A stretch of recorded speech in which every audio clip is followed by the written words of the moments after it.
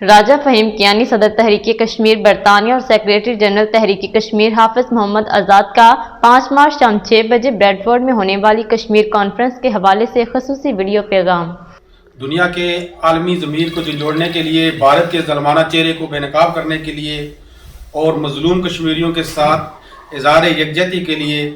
5 مارچ کو 6 بجے دا majestic bread Ford کے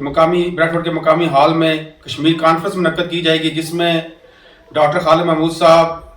برٹش ممبرز آف پارلیمنٹ اور members of house of lord شریک ہوں گے۔ تمام احباب سے میں گزارش کرتا ہوں کہ اس کانفرنس میں شریک ہوں، اور کیونکہ آپ کو معلوم ہے کہ انڈیا جہاں پر ظلم و ستم مقبوضہ کشمیر میں ڈھا رہا ہے، وہاں پر جو ان حالات میں 5 اگست 2019 کے بعد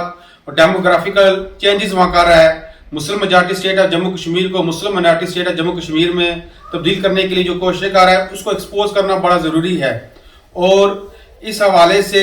ہم آپ سے گزارش کرتے ہیں کہ اس کانفرنس میں شریک ہوں اور عوامی بیداری کا جو ہماری مہم ہے اس میں آپ حصہ بنیں، تو انشاءاللہ آپ سب سے ملاقات ہوگی 5 مارچ کو 6 بجے۔ معزز خواتین و حضرات، ہیومن رائٹس کی وائلیشن جہاں بھی ہوتی ہے،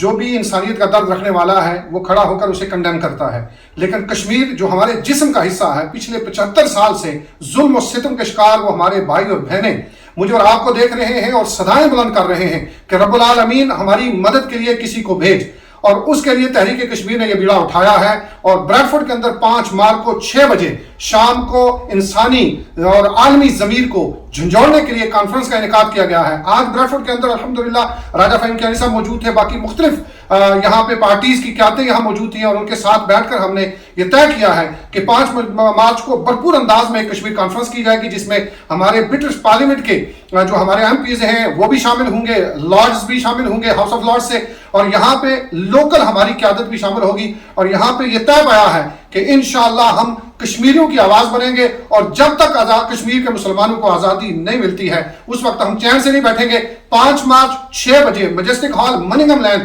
ضرور تشریف لائیے اور کشمیریوں سے اظہار یکجہتی کیجیے۔ مزید باخبر رہنے کے لیے دیکھتے رہیے انڈر گراؤنڈ نیوز۔